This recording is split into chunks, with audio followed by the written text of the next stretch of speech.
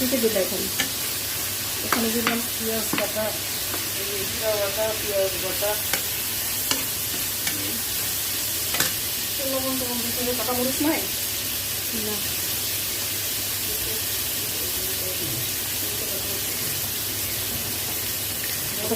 মরিচ পরার মতো মশলাগুলো দাও।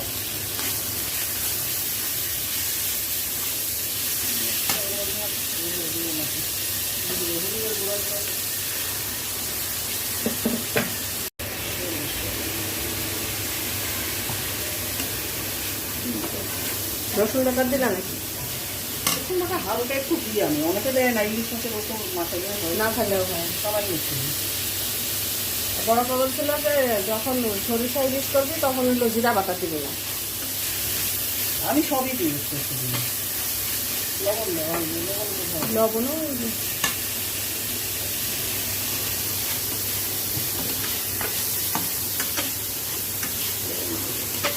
একটু বেশি রান্না করবো দাও, দরকার নাই আর।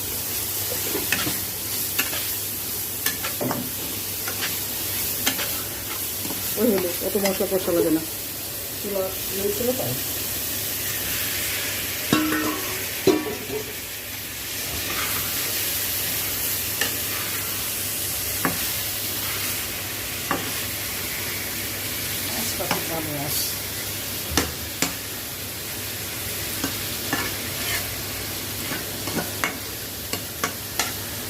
মাছটা মনে হচ্ছে এবছরের।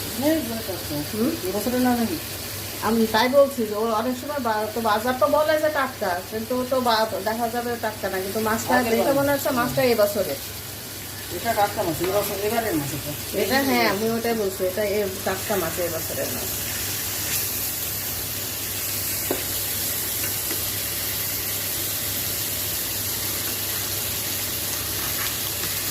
আমি এবার মাছ একবারে একটু কষি, না হলে আমার আবার ভালো লাগে।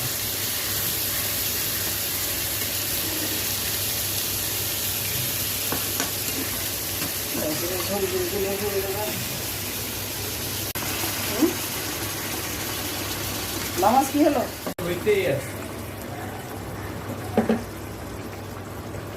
গা হবে না?